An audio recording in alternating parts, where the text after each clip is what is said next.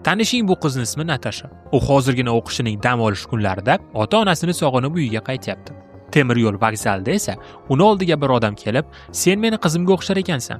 Qayerga ketyapsan? Yur, men seni olib ketaman" deb aytadi. Va qiz ham bu tashqi ko'rinishdan oddiy ko'ringan qo'shtirnoq ichidagi insonning mashinasiga o'tiradi. Va bu odamning aytishicha, u juda qisqa yo'lni biladi. Lekin o'rmonning o'rtasida mashinaning buzilib qolishi qizda shubha uyg'otadi. Shu paytda bu odam aslida odam emas, balki Chikatilo ekanini ko'rsatadi. Qizni zo'rlaydi, uni o'ldiradi va qolganini esa video davomida gapirib beraman. Undan oldin videoga like bosing, kommentariy yozing va kanalga obuna bo'ling. Bu YouTube algoritmlariga yaxshi ta'sir qiladi va kanalimiz rivojlanishiga yordam beradi. Demak, miyangizga ko'ngil rejimini yoqing, chunki koinotda bu videoni ko'rishga hech kim xalaqit bermaydi. Video boshida ogohlantirish berib ketaman. Bu jinsiy tajovuz va zo'ravonlik haqidagi video. Bu ogohlantirish meni kanalimga birinchi marta kirgan odamlar uchun. Agarda sizga bunday voqealar yoqmasa, videoni o'tkazib yuborishingiz mumkin. Bugun men sizlarga oldin katta ehtimol bilan sizlar eshitgan Chikatilo haqida gapirib beraman. Chikatilo. Bu nomni o'zi qo'rqinchli ko'rinadi. Sizlarda ham shunaqami? Kommentariyada yozing. Men Chikatilo haqida oldin bunchalik chuqur ma'lumotga ega emasdim. Menga o'xshab Chikatilo haqida yaxshi ma'lumotga ega bo'lmaganlar uchun qisqacha bolaligi haqida gapirib ketaman va tezda dahshatlarni boshlayman. Shuning uchun qulayroq joylashib oling. U 1936-yil 16-oktyabrda Ukrainada dunyoga kelgan. U tug'ilgan joy o'sha paytdagi SSSR tarkibida bo'lgan Ukrainaning markazida joylashgan oddiygina bir qishloq edi. 1930-yillarda Ukraina Sovet ittifoqining asosiy qishloq xo'jalik hududlaridan biri bo'lib, non savati deb atalardi. Bu yerda yetishtirilgan don butun ittifoqni oziq-ovqat bilan ta'minlashda muhim rol o'ynagan. Aynan shu davrda Iosif Stalin qishloq xo'jaligini to'liq davlat nazoratiga olish maqsadida majburiy kollektivlashtirish siyosatini joriy etdi. Dehqonlarning shaxsiy yer mulklari tortib olinib, ular kolxoz va savxozlarga majburan birlashtirildi. Don mahsulotlari haddan tashqari ko'p miqdorda davlatga topshirishga majbur qilindi. Natijada millionlab oddiy qishloq aholisi ocharchilikdan qiynaldi. 1932-1933-yillarda yuz bergan bu dahshatli ocharchilik tarixda Holodomor nomi bilan tanilgan va millionlab odamlarning hayotiga zomin bo'lgan. Odamlar ovqat topa olmay kasallik va qashshoqlik ichida yashashga majbur bo'lishdi.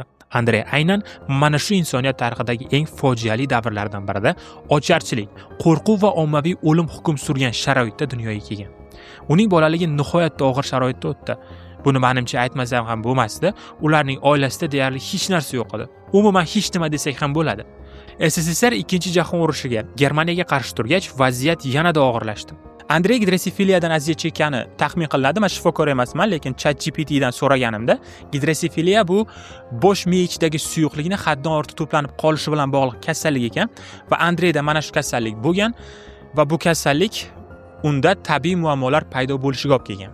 Masalan, o'smirlik davrining oxirlarida yotoqda qo'llab qo'yish, keyinchalik jinsiy muammolar ham. Andreyning otasi fermer bo'lib ishlagan, afsuski o'sha paytda ota-onasiga qilgan mehnati uchun umuman pul to'lanmagan. Buning o'rniga ularga yashab turgan kichkina kulbaning orqasidagi juda kichik yer maydonida ekin ekishga ruxsat berilgan. Ular yetishtirgan oziq-ovqatni pul o'rnida o'zlari uchun saqlab qolishlari mumkin edi. Oilada juda kam hollarda yetarli ovqat bo'lgan. Ko'pincha tirik qolish uchun ular o'tlar va barglar bilan oziqlanishgan. Andreyning onasi unga doim katta akasi bo'lganini aytardi. Uning ismi Stefan edi. Onasining aytishicha, Stefan 4 yoshida qo'shnilar tomonidan o'g'irlab ketilgan, o'ldirilgan va hatto yeyilgan bo'lishi mumkin. Ammo bu voqea Andrey tug'ilishidan oldin sodir bo'lgan. O'sha davrdagi mamlakatning ahvoli shunchalik og'ir ediki, Stefan haqiqatan ham mavjud bo'lganmi yoki yo'qmi, buni isbotlashning iloji yo'q edi. Shu sababli onasi har doim akasi Stefan haqida gapirib yurardi. Bu haqiqatmi yoki yo'qmi hech kim aniq bilmasdi. Keyin Sovet ittifoqi 2-jahon urushiga kirganidan so'ng Andreyning otasi urushga ketdi. U aslida buni xohlamagandek edi, lekin ularning puli ham, ovqati ham yo'q edi. Ketish esa eng to'g'ri qaror bo'lib tuyulgan. Ammo afsuski bu butun hayotni barbod qildi. Bu juda dahshatli. Otasi urushda bo'lgan paytida Andreyning onasi nemis askari tomonidan zo'rlandi. U homilador bo'lib qoldi va keyinchalik singlisi Tatyana tug'ildi. Andrey onasining aynan shu askar tomonidan zo'rlanganiga guvoh bo'lganini aytadi. Buni tasavvur qilishning o'zi dahshat. Bu vaqtda esa otasi urushda qo'lga olinib, asirga tushgan edi. Eng yomoni u o'z vatanini sharmanda qilgan deb topildi, chunki u o'zini asir olishlariga shunchaki yo'l qo'yib bergan. Butun ommaviy axborot vositalari Andreyning otasi asirga olingani haqida yozdi.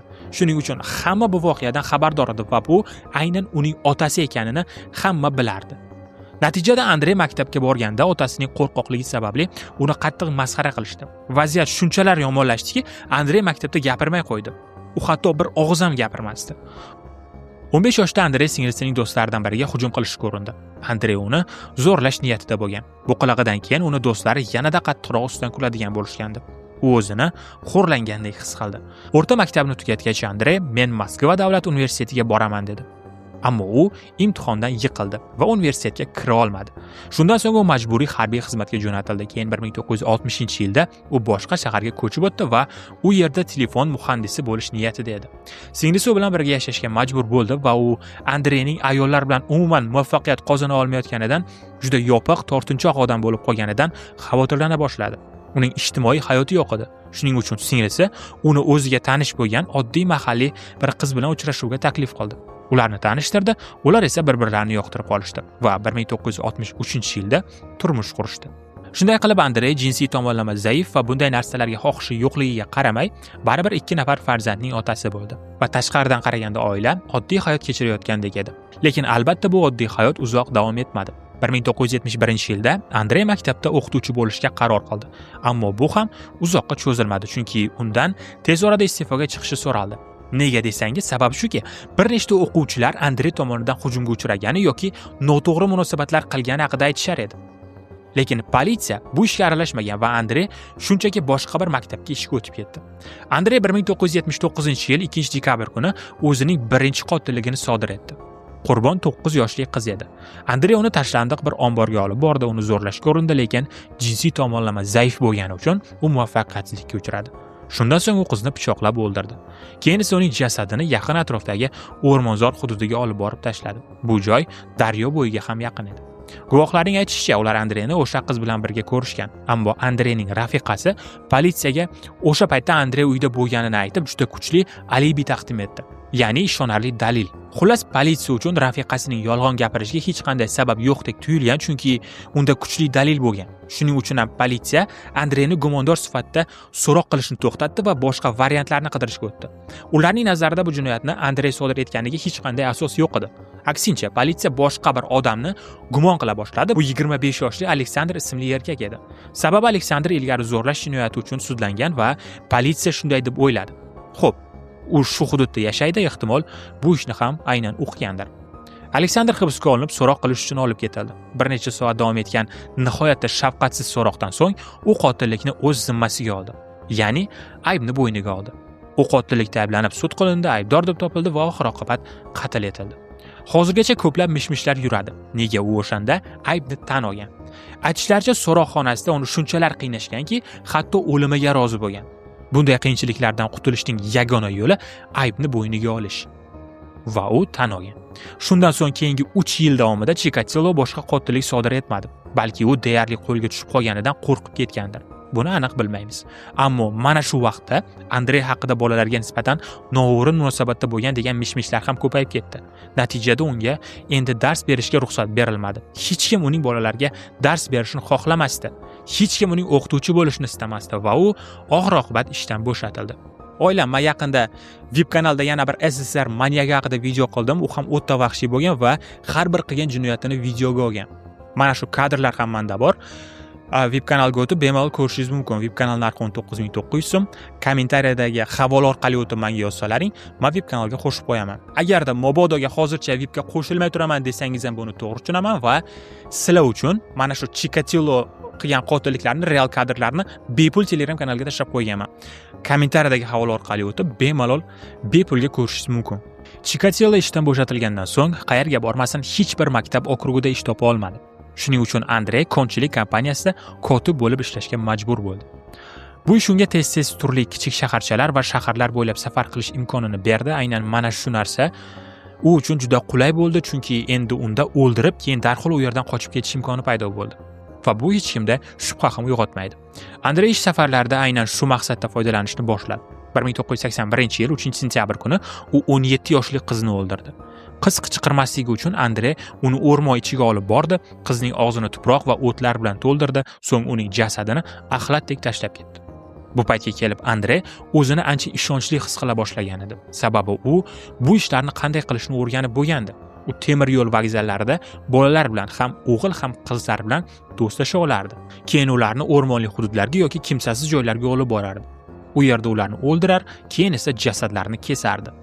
Bir qator holatlarda u jinsiy a'zolarni yeydi yoki tananing boshqa qismlarini, masalan, burun yoki til uchlarini kesib olib tashlardi. Dastlabki qotilliklarda u ko'pincha ko'z kosalarini kesib, ko'zlarini olib tashlagan. Uning bunday qilishiga sabab qadimgi xalq ertaklari va o'z hududida tarqalgan eski shahar afsonasi edi. Go'yoki odamlar o'limidan oldingi so'nggi manzarani ko'zlarida saqlab qoladi. Shuning uchun Andrey shunday deb o'ylagan. Agar u qurbonlarning ko'zlarini o'yib olsa, rasmiylar qotil kimligini aniqlay olmaydi. O'sha paytda Sovet ittifoqida seriyali qotillar deyarli aytilmasdi. Shafqatsiz qotilliklar yoki bolalarga nisbatan zo'ravonlik dalillari ko'pincha davlat nazoratidagi ommaviy axborot vositalari tomonidan bostirib tashlanardi. Ya'ni odamlardan maksimal sir tutishga, ularda vahima uyg'otmaslikka harakat qilinardi. Shunga qaramay, odamlar bu qotilliklar va topilgan jasadlar haqida o'zaro gapira boshlashdi. Shahar bo'ylab mish-mishlar tarqaldi, garchi ommaviy axborot vositalari buni rasman tan olmasa ham, bu ma'lumotlar faqat og'izdan og'izga tarqalardi. Shunday qilib 1983-yilda moskvalik detektiv Mikhail Festov bu ishni o'z nazoratiga oldi. U tezda bu ketma-ket qotil ishi ekanini tushundi va sud tibbiy eksperti Viktorga murojaat qildi. Menga sizni yordamingiz kerak. Ular bu qotilliklar uchun kim javobgar bo'lishi mumkinligini aniqlashga harakat qilgan paytda detektivlar hududdagi ma'lum jinsiy jinoyatlar bo'yicha ayblangan odamlar ro'yxatini ko'zdan kechirishdi. Shu bilan birga politsiya odamlarni jinoyatlarni tan olishga majburlash uchun nihoyatda shafqatsiz usullardan foydalandi.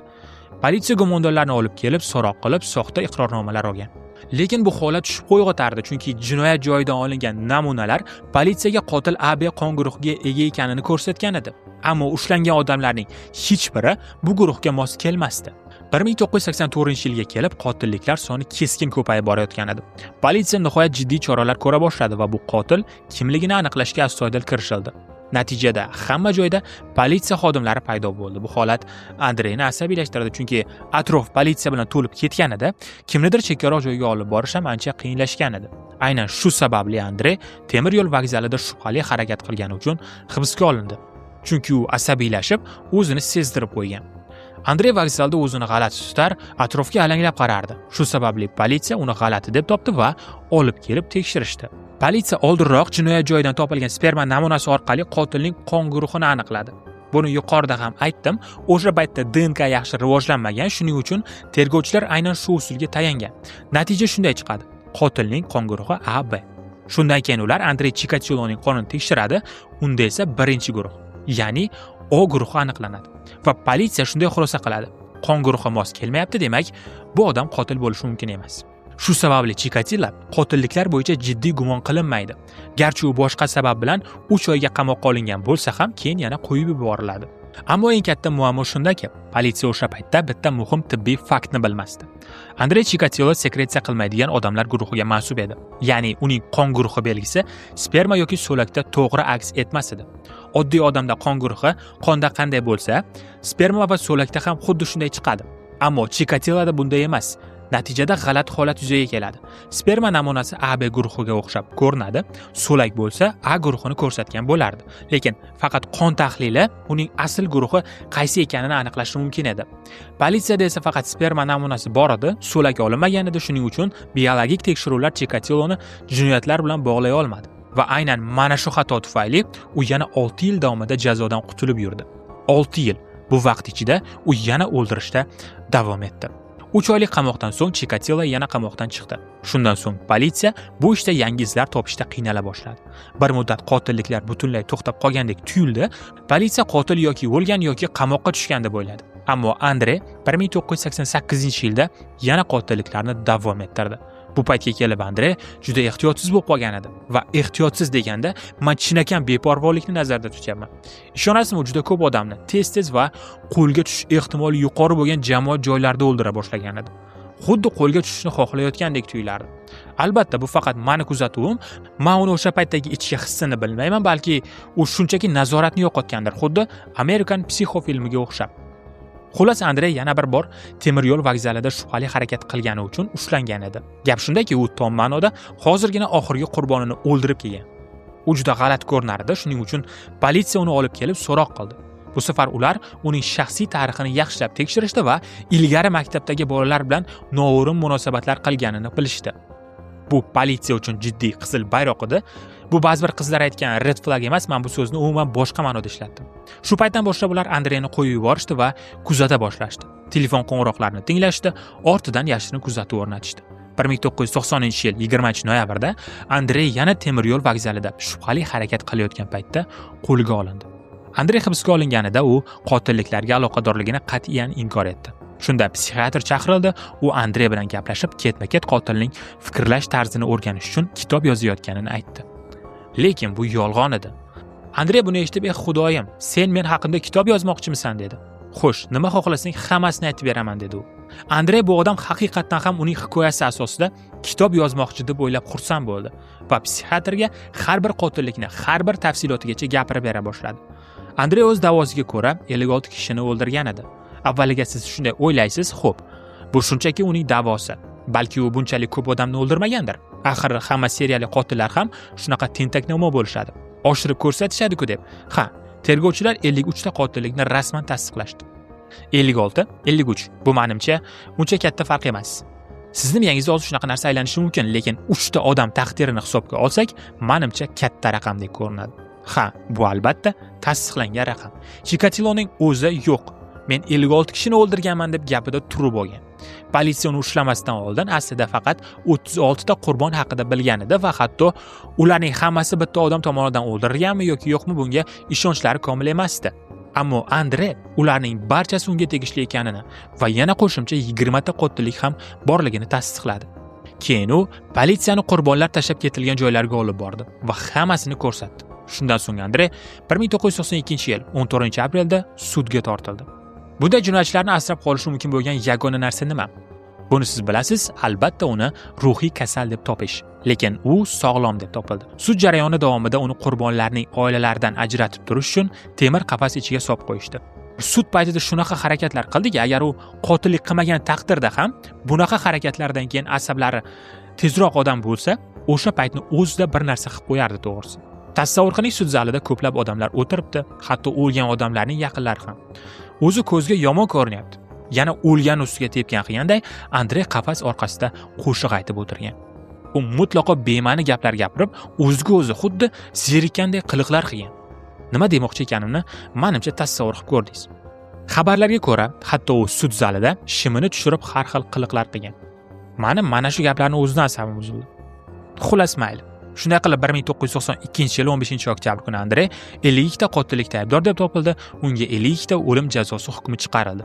Andrey keyinchalik apellyatsiya berishga harakat qilgan, lekin uning barcha apellyatsiyalari rad etilgan. Va nihoyat 1994-yil 14-fevralda Andrey boshining orqa qismiga o'q yegan holatda halok bo'ldi.